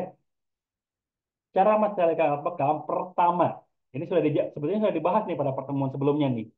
Ya. Pertama, setelah dilakukan proses pembekaman ketika sudah dilepaskan semua, pertama bersihkan dulu dari sisa darah yang menempel dengan tisu di kopnya ya. Bersihkan dulu. Oh, Pak Agus Rizal, terima kasih Pak Agus Rizal atas like-nya. Selamat bergabung Pak Agus Rizal. Teman saya SMA nih Pak Agus Rizal. Terima kasih Pak ya. Oke. Pertama, jadi ya setelah dilakukan proses pembekaman, bersihkan dulu dari sisa darah yang menempel. Setelah itu, rendam dengan cairan klorin. Apa cairan klorin? Cairan air yang dicampur dengan cairan klorin. Dan klorin itu baik clean kalau kita mau tahu ya. Baik clean atau sun clean gitu ya. Atau cairan pemutih lah gitu. Campuran dengan itu dengan perbandingan airnya 10, baik cleannya 1 ya, 10 berbanding 1. Kalau mau bikinnya 10 liter airnya berarti si balikinnya 1 liter. Kalau mau bikin 10 gelas airnya maka baiknya 1 gelas gitu ya. Perbandingan seperti itu. Rendam, rendamkan kop bekamnya selama 15 sampai 30 menit. Setelah direndam selama 15 sampai 30 menit di dalam cairan klorin, baru dicuci dengan sabun disinfektan. Apa sabun disinfektan? Sabun disinfektan itu adalah seperti Sunlight, Mama Lemon, Slick, sabun disinfektan semuanya. Banyak dijual di tempat-tempat apa di mini-mini market di warung juga banyak. Ya. Kemudian setelah dicuci dengan apa dengan sabun, bilasnya di air yang mengalir. Jadi jangan kayak tukang bakso pinggir jalan, mohon maaf ya. Jangan seperti tukang bakso pinggir jalan di cemplung-cemplung gitu aja, jangan. Jadi kita gunakan keran, cuci di bawah kerannya, ya, cuci di bawah kerannya. Nah setelah itu kita semprot dengan alkohol, bersihkan, simpan di tempat tertutup, kering dan bersih. Bagus-bagus kalau memang punya sterilisator. Tapi kalau kalau memang tidak punya sterilisator, eh, bisa tadi semprot dengan alkohol, silakan disimpan di dalam apa namanya, simpan di dalam tempat tertutup, bersih dan kering. Itu proses pembersihan ya. Jadi pertama bersihkan dari darah, rendam dalam cairan klorin 15 sampai 30 menit, cuci dengan sabun, bersihkan di dalam dengan air mengalir, semprot dengan alkohol, baru dilap sampai bersih kering dan disimpan di tempat bersih kering dan tertutup juga. Gitu ya cara pencucian kop bekam. Nanti di modul sebetulnya ada, ya di modul nanti ada. Apalagi kalau yang sudah punya KTA ya, yang sudah punya KTA, ambil contohnya dulu. Yang sudah punya KTA seperti ini, nanti tinggal di scan aja, ya, di scan aja barcode-nya, truk, tinggal scan barcode-nya, nanti ada masuk ke dalam link, tinggal diklik, oh, database materi, klik database materi. Saat diklik database materi, langsung, oh, cara membersihkan alat bekam seperti ini, oh, titik bekam seperti ini, oh, banyak di situ tinggal dilihat saja. Termasuk apa namanya public speaking untuk seorang terapis seperti apa ada di materi itu. Jadi kalau sudah punya KTA, kelebihannya punya KTA ini, tinggal diklik barcode-nya ini, scan barcode-nya ini, nanti kan masuk ke dalam web. Nah di webnya itu tinggal mau dipilih mana apa saja mau dipilih silahkan. Saya mau memperdalam materi, dibuka saja database materi. Saya ingin tahu terapis-terapis yang ada di sini. Saya akan diklik saja database terapis. Oh, ternyata di daerah saya ada terapis namanya si A, si B, si C. Nanti bisa bikin perkumpulan atau bisa saling merekomendasikan pasien nantinya gitu. Ya, jadi tidak semuanya kita yang pegang pasiennya kalau tidak memungkinkan gitu. Jadi silakan yang sudah punya KTA seperti ini, ya, nanti tinggal diklik di scan barcode-nya. Setelah di scan barcode, nanti akan masuk ke dalam web. Nah, setelah masuk ke dalam web, tinggal dipilih saja. Termasuk tadi materi bekam, tutorial bekam, ya. Itu semuanya insya Allah ada di situ. Makanya yang belum punya silakan masih ada waktu untuk apa gelombang kedua pembuatan KTA sampai nanti hari Jumat insya Allah ya. Oke, saya kembalikan dulu takut takut hilang. Apa iya bekam dapat menaikkan BB? Ya insya Allah bisa juga, Pak. Ya insya Allah bisa juga. Asal titik bekamnya tepat sehingga bisa meningkatkan nafsu makan juga gitu insya Allah. Ya, mana titik bekamnya? Silakan nanti dilihat di materi-materi selanjutnya saja ya. Karena ini pertanyaan masih banyak juga ya. Tidak bisa saya jawab secara detail. Saya bikin KTA, otomatis harus mengikuti pelatihan kami dulu, Pak.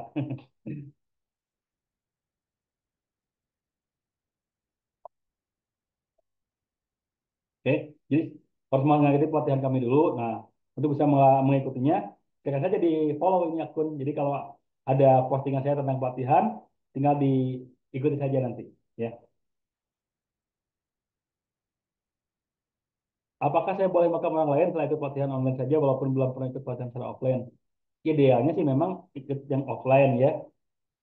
Idealnya memang ikut yang offline. Tapi kalau memang ingin mempraktekkan ke orang-orang terdekat, setidaknya ke keluarga, ya, itu silakan saja Pak. Insya Allah panduannya akan selalu kami pandu, selalu kami apa namanya, selalu kami tutor gitu, supaya apa namanya, supaya tidak terlalu blank gitu. Insya Allah. Saya ikut Zoom-nya gimana ya? Nanti diikut saja Pak akunnya ya. Ikut saya akunnya nanti bisa ini bisa ada. Kalau sekarang akunnya Zoom-nya khusus untuk para alumni ya, untuk Zoom-nya. Karena nanti alumni ini juga ada selain dapat materi, dapat modulnya, dapat rekamannya juga nih. Ya, jadi itu Pak Muaidi ya. Kalau mau membekamnya untuk keluarga, saudara yang memang dirasa aman gitu ya, walaupun terjadi apa-apa tidak mungkin akan menuntut gitu, silakan silakan saja Pak. Itu bisa dijadikan sebagai bahan jam terbang kita kalau nanti ke depannya kita ingin membekam orang lain ya.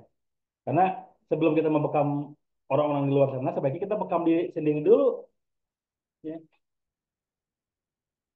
Bekam diri sendiri dulu, setelah bekam diri sendiri dirasa aman, silakan bekam orang-orang terdekat kita gitu.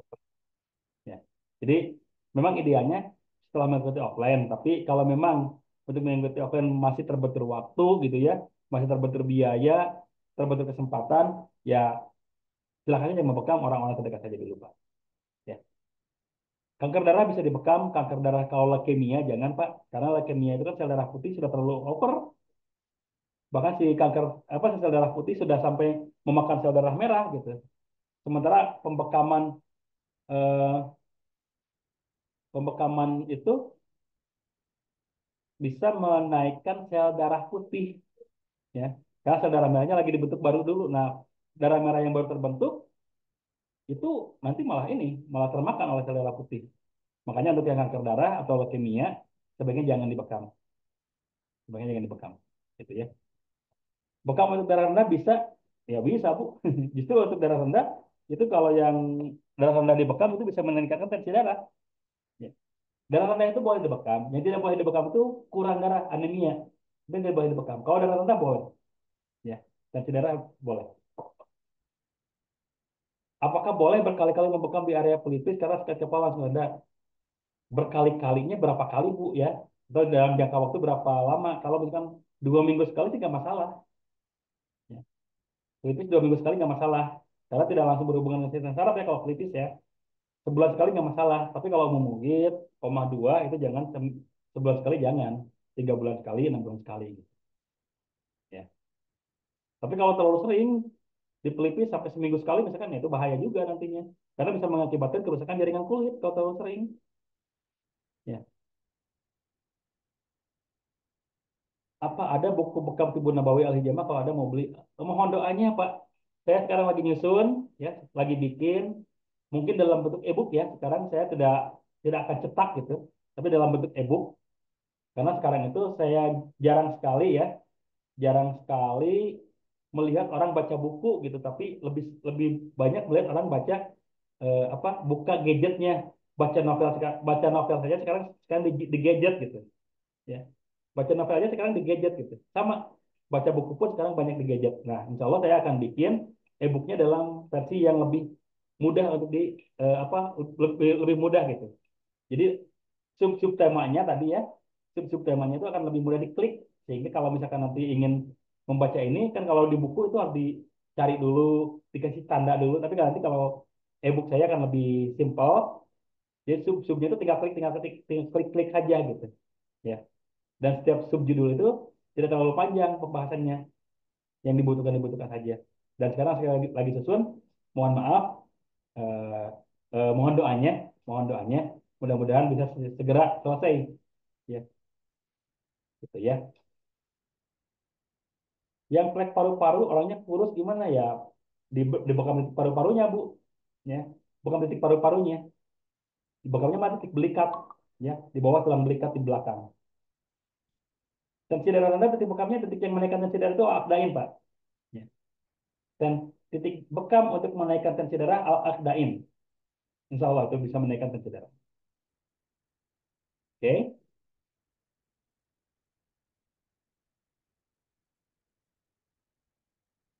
Oh, gelunya cairan lapisan otak. Oke.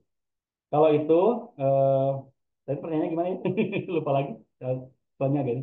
Nah, kalau untuk masalah itu, ya otomatis pembekaman di umum ugip. Ya. Pembekaman di umum ugip, di koma 2 itu insya Allah bisa. Ya. Karena pembekaman pada umum ugip, pada koma 2, itu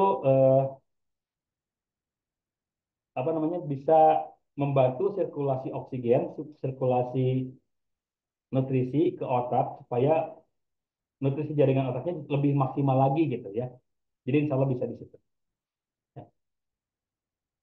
Ini banyak, ini yang sering paling sering ditanyakan nih, titik stroke ya, titik stroke bagian mana? Pertama, stroke itu ya, stroke itu terjadi akibat apa? Akibat adanya tensi darah yang terlalu tinggi disertai dengan komplikasi, mungkin itu kolesterol, mungkin itu diabetes. Jadi ketika tensinya terlalu tinggi, pembuluh darahnya tersumbat oleh diabetes, tersumbat oleh kolesterol, oleh lemak, lama-lama si ini si apa namanya si pembuluh darahnya pecah, ya. Jadi apa namanya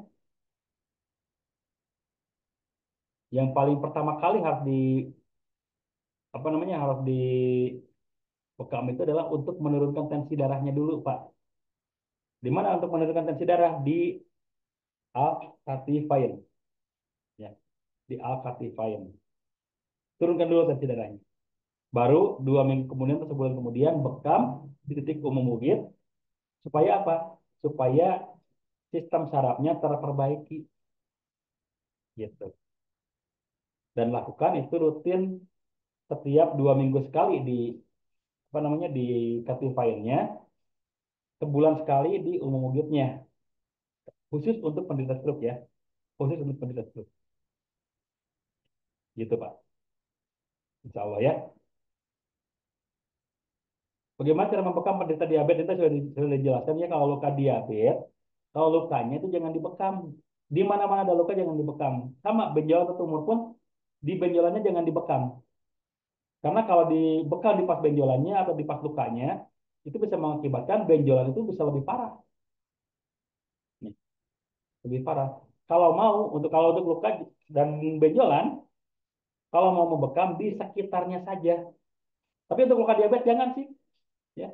Karena luka diabetes itu kan akibat sel darah putih itu lama gitu, lama menutup lukanya. Makanya kalau yang ada luka, yang sudah luka diabetesnya lama sembuh, jangan dibekam. Yang sudah ada luka diabetes jangan dibekam. Tapi kalau benjolan, ya, kalau benjolan itu bisa dibekam di sekitarnya. Contohnya benjolan di tangan, ya, benjolan di tangan itu bekam di sekitarnya saja, sekitar benjolannya supaya apa? Supaya suplai makanan ke benjolannya tersumbat gitu, tidak sampai ke situ.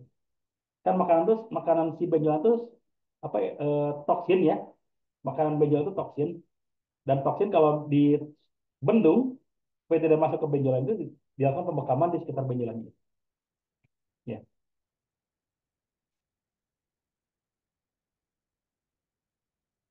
Hmm, kalau untuk tremor tangan kanannya bergetar serta sering halusinasi, titik bekamnya di mana?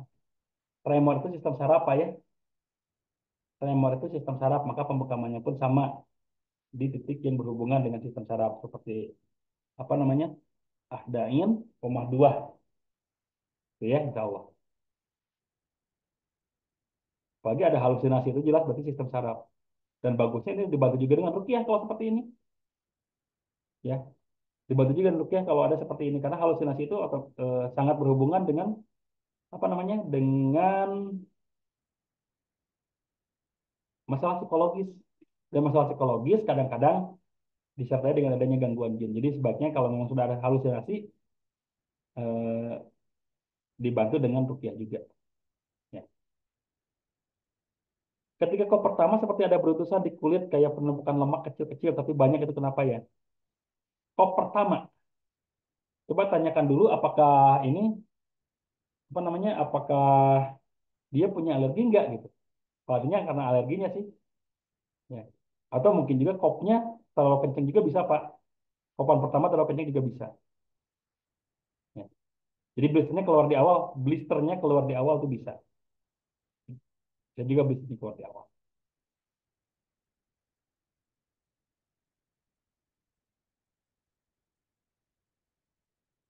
Untuk pasien yang mengalami pengapuran dan saraf kejepit, apakah bisa dibekam?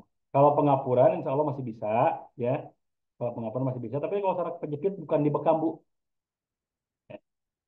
Kalau saraf kejepit tentu saja bukan dibekam, yaitu diperbaiki dulu tulang belakangnya dengan pemijatan, pijat tulang belakang ya, supaya sistem sarafnya kembali normal ke asalnya. Jadi saraf kejepit itu kan saraf yang terhimpit oleh eh, apa namanya, ruas-ruas sendi tulang belakang, karena cincin anulusnya semakin tipis. Cincin anulus semakin tipis, maka sarafnya di situ terjepit. Nah, supaya tidak terjepit lagi, maka ini dilenggangkan kembali supaya apa? Supaya si saraf itu keluar dan kembali lagi aliran sistem sarafnya kembali lancar lagi. Ya, gitu. Jadi kalau untuk saraf kejepit memang bekam bukan solusi utama.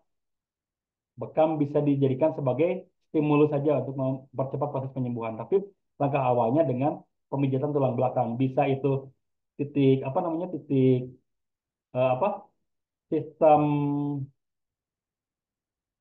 apa namanya, metode PTB ya, pembentukan tulang belakang, kiropraksi, Yumeho, Zamatera, PAZ, PAZ ya, pengobatan akhir zaman itu bisa dilakukan proses pemijatan-pemijatan tulang belakang seperti itu.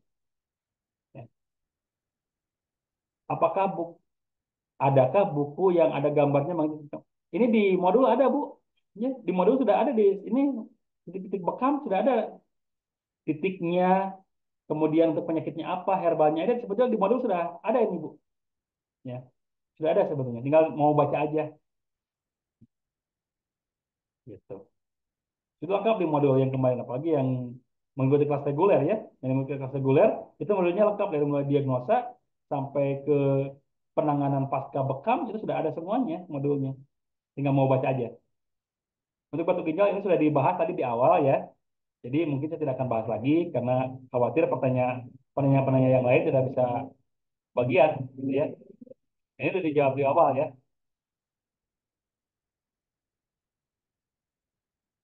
Kalau diabetes boleh di kepala enggak? Dan kalau diabetes tadi ya sudah dijelaskan. Eh, Kalau untuk diabetes, daerah-daerah yang jauh dari jantung dan pankreas itu jangan dibekam. Kepala juga tetap cukup jauh, apalagi kepala itu posisinya di atas. Yang namanya cairan dari jantung dipompa, darah dari jantung dipompa untuk sampai ke atas itu pasti paling lama. Makanya kepala, tangan, kaki itu jangan dibekam. Kalau untuk penderita diabetes, ya sebaiknya jangan dibekam. Silakan untuk yang mau buat KTA sampai hari Jumat silakan. Linknya ada di situ di grup sudah di share linknya ya untuk pendaftaran KTA. Silakan. Ya,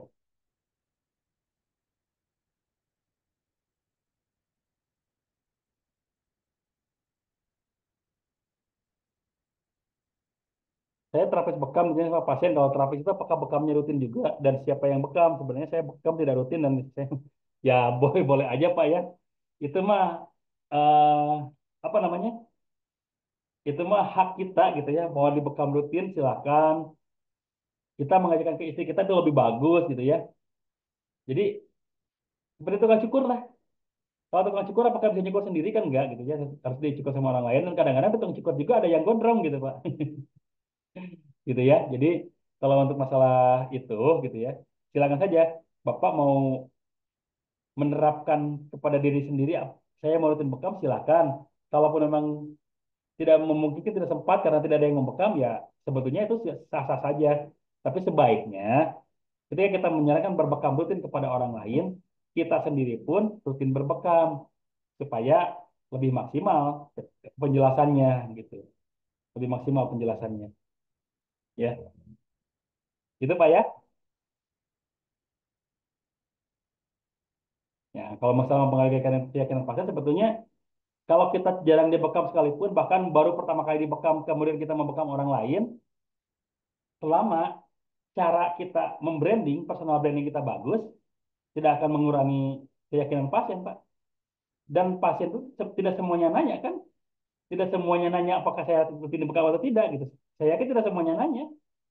Hanya mungkin beberapa orang saja yang bertanya, gitu. Makanya, saran saya sih memang lebih bagus rutin dibekam sebagai bentuk aplikasi kita terhadap ilmu yang kita miliki. Tapi kalaupun tidak rutin karena tadi ya mungkin istrinya sibuk dengan mengurus anak gitu kan, tidak rutin dibekam. Ya sebetulnya itu hak kita, sah-sah saja. Yang penting apa? Yang penting personal branding kita kepada pasien kita itu jangan sampai kita abaikan. Jangan sampai ketika ada pasien yang bertanya kepada kita, eh, kita seolah-olah nggak tahu apa-apa tentang bekam. Saya cuma melaksanakan aja, jangan sampai seperti itu. Kita harus perkuat dengan ilmunya supaya pasien kita tuh memiliki efek apa namanya efek placebo, efek kepercayaan kepada kita bisa lebih maksimal lagi sehingga yakin dengan bekam karena yakin dia dibekam oleh orang yang tepat gitu. Gitu ya. Insya Allah. Nanti kita bahas tentang placebo efek. Ya, nanti kita bahas. Kalau ibu hamil bolehkah dibekam? Nah pertanyaannya, ibu hamilnya sudah berapa bulan?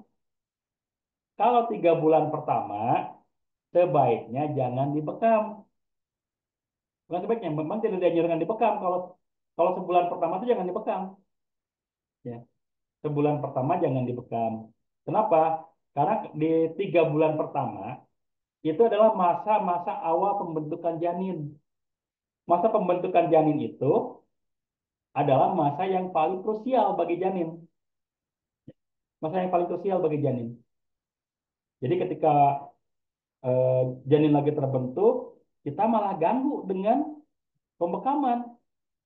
Itu bisa mempengaruhi pertumbuhan janin. Kenapa bisa mempengaruhi pertumbuhan janin? Karena janin itu sedang butuh nutrisi yang maksimal. Otomatis untuk membentuk nutrisi yang maksimal, kita perlu energi yang cukup besar juga. Pembentukan darah baru pasca bekam itu juga membutuhkan energi yang cukup besar. Kalau dilakukan bersamaan, membentuk nutrisi untuk janin juga, membentuk darah baru juga, itu lama-lama eh, apa namanya? Lama-lama eh, akan terganggu pencernaan pembentukan nutrisinya terganggu, pembentukan darah barunya terganggu. Mending kalau pembentukan darah barunya yang terganggu, mungkin efeknya cuma lemas. Tapi kalau nutrisi kepada janin yang terganggu itu bisa mengakibatkan janin tidak terbentuk secara maksimal, gitu ya. Jadi trimester pertama, ya, trimester pertama pada kehamilan itu jangan dibekam dulu. Boleh dibekam setelah tiga bulan awal, itu pun hindari titik rahim, ya. Itu pun hindari titik rahim supaya apa? Supaya pembentukan nutrisi buat janin itu berlangsung maksimal, ya.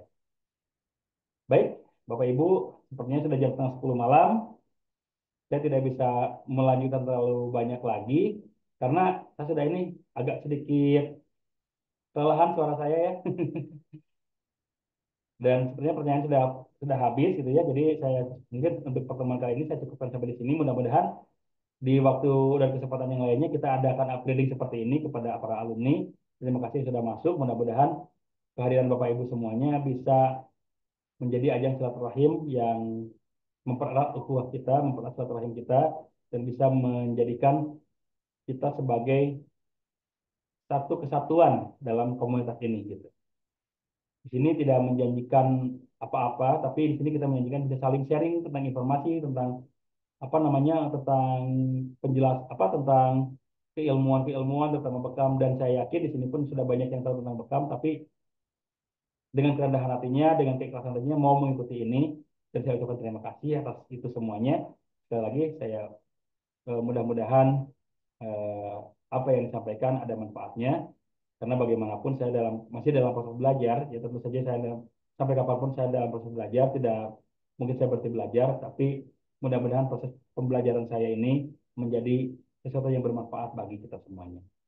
Baik Bapak Ibu semuanya, sebelum ditutup, marilah kita sama-sama membacakan doa kafaratul majelis.